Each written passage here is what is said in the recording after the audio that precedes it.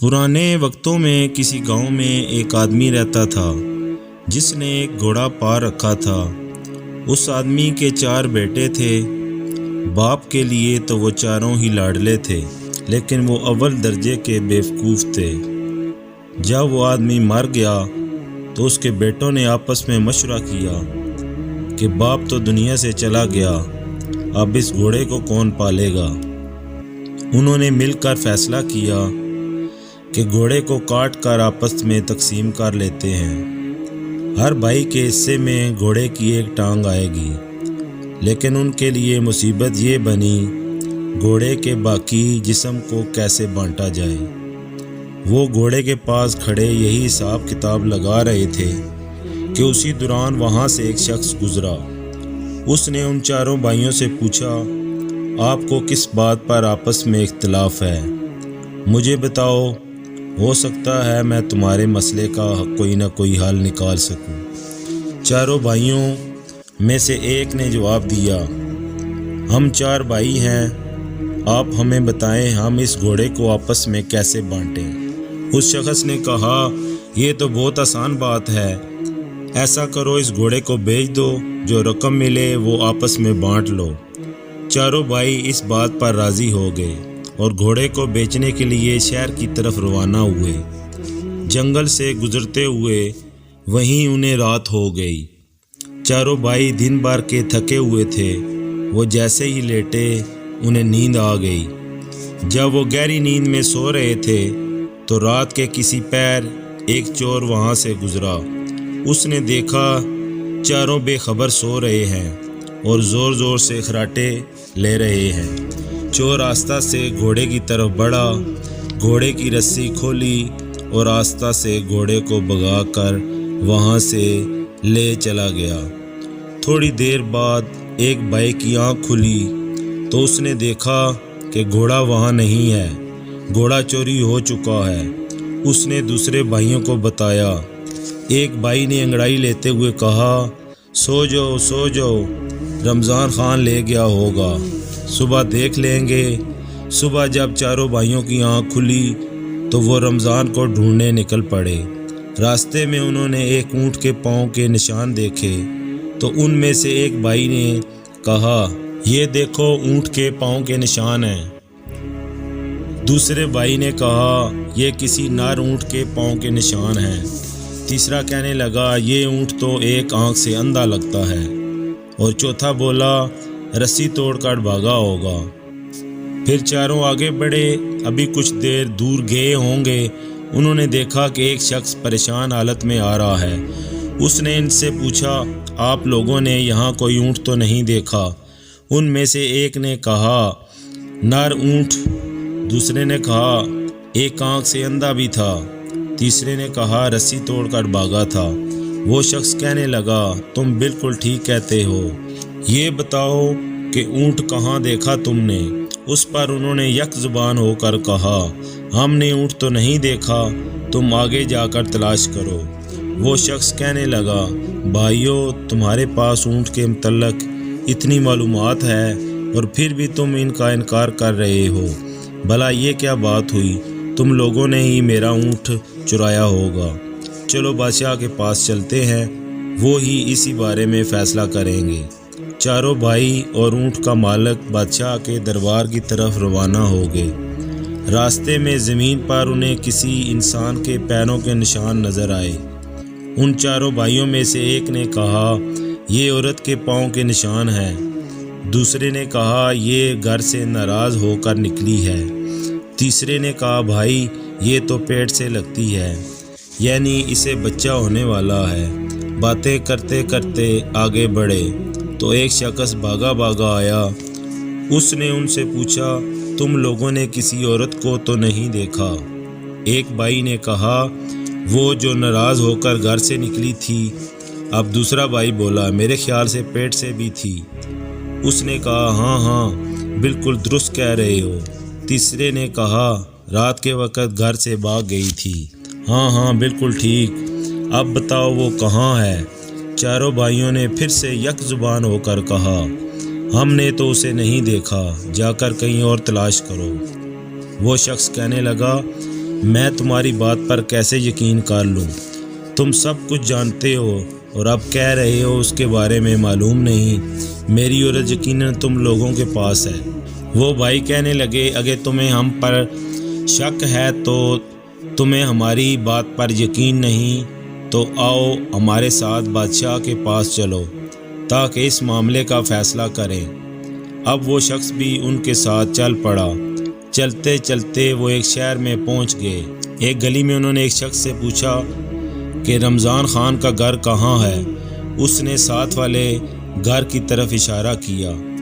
اسی وقت اس گھر سے ایک شخص نکلا اور کہنے لگا، رمضان خان میں ہوں، کہو کیا بات ہے؟ وہ چاروں بھائی کہنے لگے، کل رات تم ہمارا گھوڑا لے گئے تھے، وہ ہمیں واپس کر دو۔ رمضان خان کہنے لگا، میں اپنے گھر پر ہوں، تم لوگ پاگل ہو، احمق ہو، بھلا میں کیسے تمہارا گھوڑا لے گیا؟ وہ بھائی کہنے لگا، اگر تمہیں انکار ہے تو چلو بادشاہ کے پاس چلو۔ اب یہ سب بادشاہ کے دربار میں پہنچ گئے۔ بادشاہ نے ان سے پوچھا، تم یہاں کیوں آئے ہو؟ کیا بات ہے؟ انہوں نے کہا، ہم انصاف کے لیے بادشاہ کے حضور پیش ہوئے ہیں۔ پھر سب نے بادشاہ کو تمام بات باری باری بتا دی۔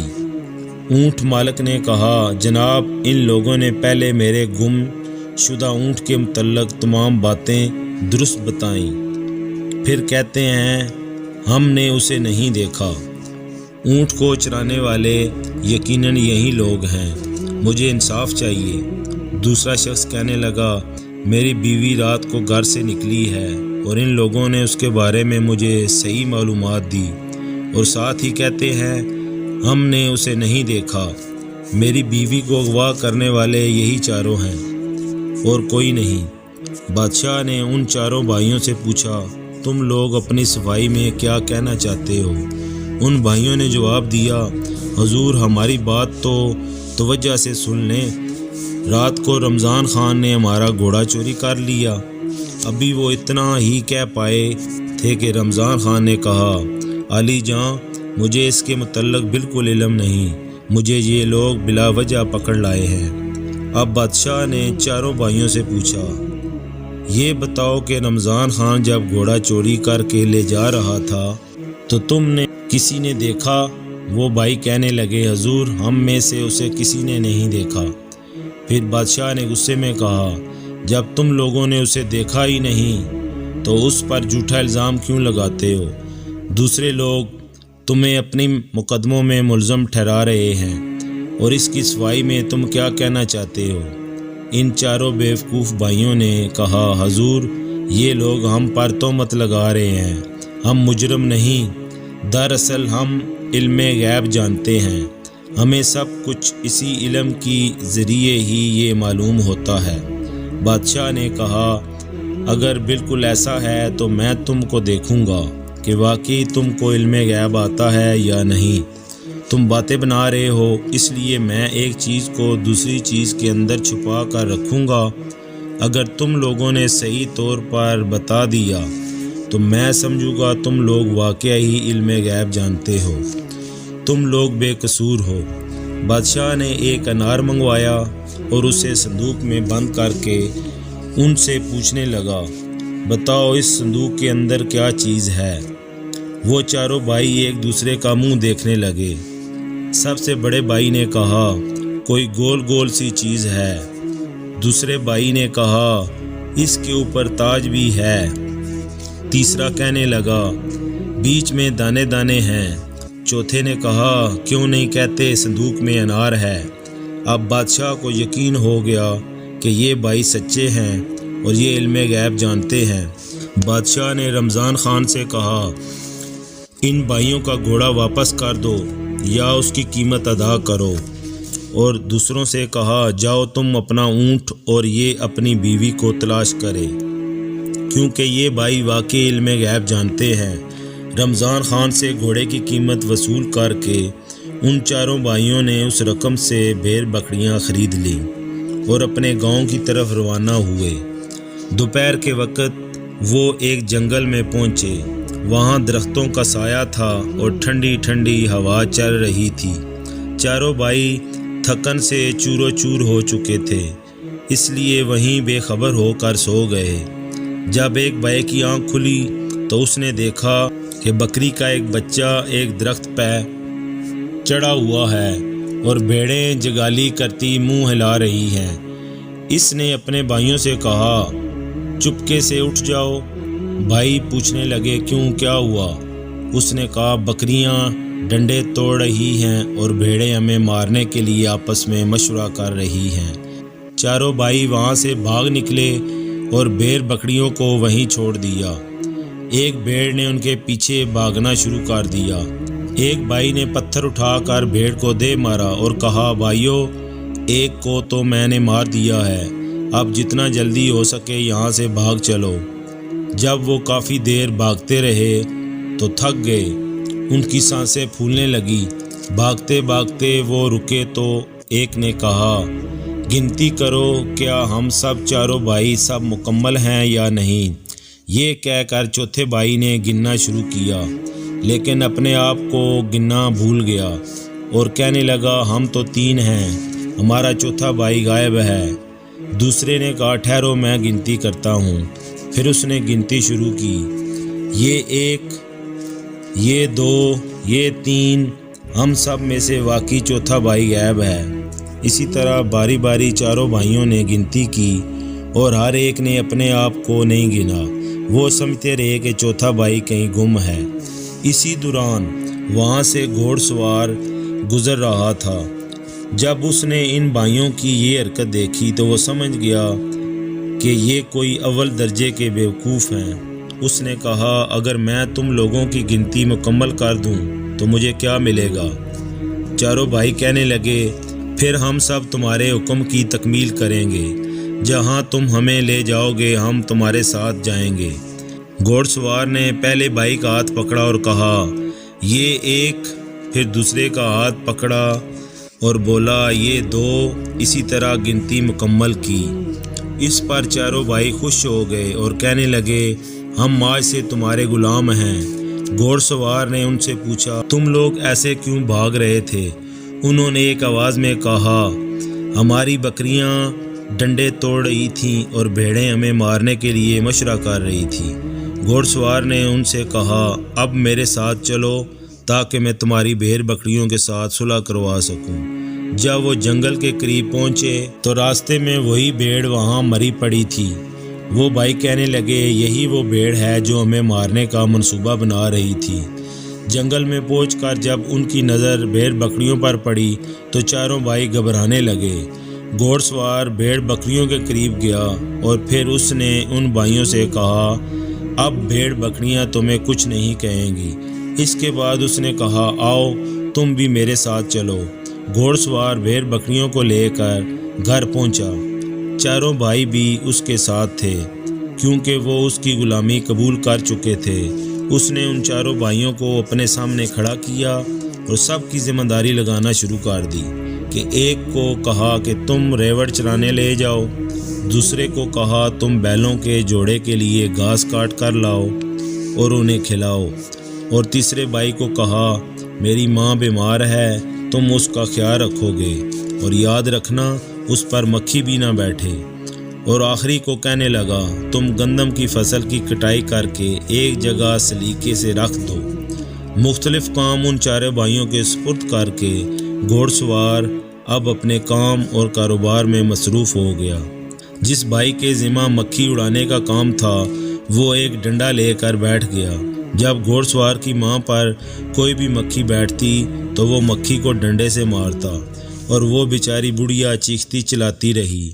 3-4 زوردار ڈنڈے لگنے کے بعد وہ بڑھیا بیچاری دم توڑ گئی اور اللہ کو پیاری ہو گئی۔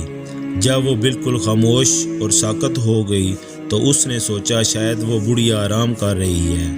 بڑھیا پر چادر ڈال دی اور خود ایک طرف بیٹھ گیا۔ جس بھائی کے ذمہ بیلوں کو چارہ کھلانا تھا اس نے اپنے دل میں سوچا یہ کام بہت مشکل ہے اور وہ یہ نہیں کر سکتا، لہذا اس نے فوراً دونوں بیلوں کو ذبح کیا اور ان کے منہ گھاس اور بھوسے میں گاڑ دیے تاکہ وہ خود کھاتے رہے۔ گندم کی فصل پر جس بھائی کی ڈیوٹی تھی اس نے سوچا یہ بہت بڑا اور مشکل کام ہے، کیوں نہ ان دانوں کو بھون دیا جائے۔ یہ سوچ کر اس نے گندم کی فصل کو آگ لگا دی۔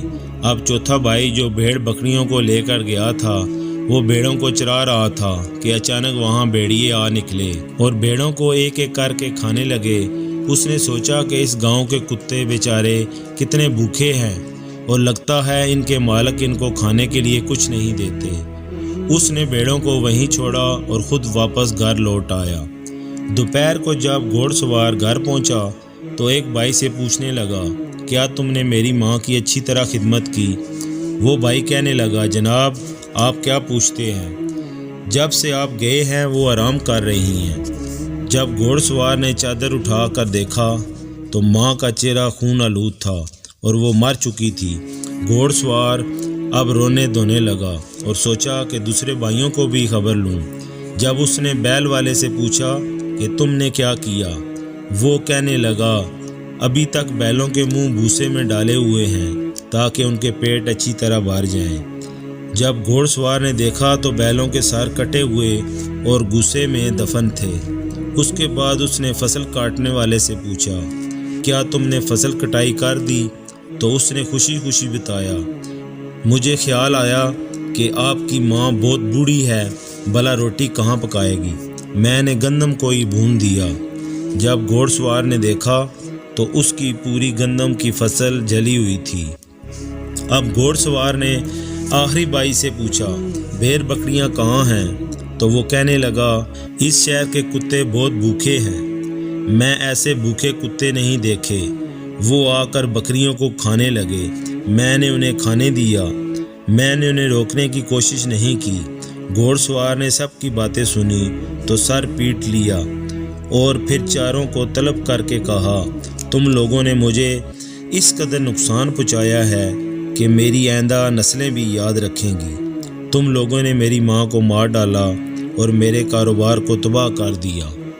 خیر تم لوگ تو ہی بھولے اور بیوقوف، اس لیے میں تمہیں معاف کرتا ہوں۔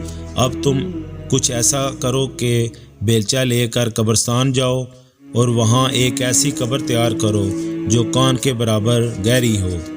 چاروں بھائی قبر کھودنے کے لیے قبرستان روانہ ہو گئے۔